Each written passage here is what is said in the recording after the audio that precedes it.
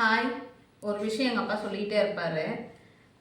அம்மா துணி வாங்கினீன்னா அன்றைக்கே செஞ்சிடும், கொஞ்ச நேரம் தூக்கம் முடிச்சு அன்றைக்கே வேலையை முடிச்சிருமா, முடிச்சு வச்சுட்டு படுத்துட்டீங்கன்னா நாளைக்கு வர்றதை தைச்சிக்கலாம் அப்படின்னு சொல்லுவார். நான் என்ன நினச்சி நேற்று ஓணம் செலிப்ரேஷனுக்கு போயிட்டேன். இது இன்றைக்கி தைச்சி கொடுத்துடலான்னு சொல்லிட்டு எடுத்து வச்சுட்டு போயிட்டேன். முந்தா நேற்றே இருந்தது, ஒரு 2-3 நாளைக்கு முன்னாடி கொடுத்த ப்ளவுஸு. நாளைக்கு கல்யாணம், அவங்க கட்டிட்டு போகிறதுக்கு. நான் இன்றைக்கி தைக்கலான்ட்டு கடைக்கு காலையில் நேரமாக எந்திரிச்சு கிளம்பி போனால் அங்கே போயிட்டு 10 மணிக்கு தான் தெரியுது சடவுன். இன்றைக்கி கடையில் தைக்க முடியாது. பின்ன வீட்டில் மிஷின் இருந்ததுனால அங்கே அந்த ஊர் அப்பா ஊர் கடை போட்டிருக்கேன். அங்கே கரண்ட் இல்லை, சடவுனு. ஆனால் எங்கள் வீட்டில் இன்றைக்கி கரண்ட் இருக்குது. அதனால இன்றைக்கி வீட்டில் தைச்சிக்கிட்டு இருக்கிறேன். எங்கள் அப்பா எப்போவுமே சொல்லுவார், நேற்றுங்கிறது முடிஞ்சு போனது, அது திருப்பி கிடைக்காது. நாளைக்குங்கிறது நிஜம் இல்லைம்மா, இன்றைக்கி இருக்கிற நேரம் செஞ்சிரு வேலை அப்படிம்பாரு.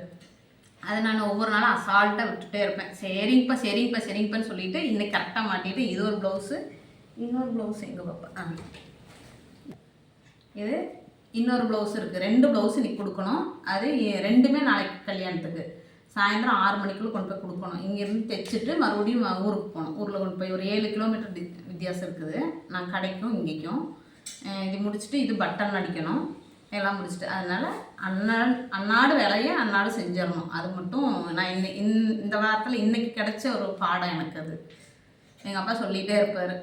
பிடிச்சிருந்தா லைக் பண்ணுங்கள். பை.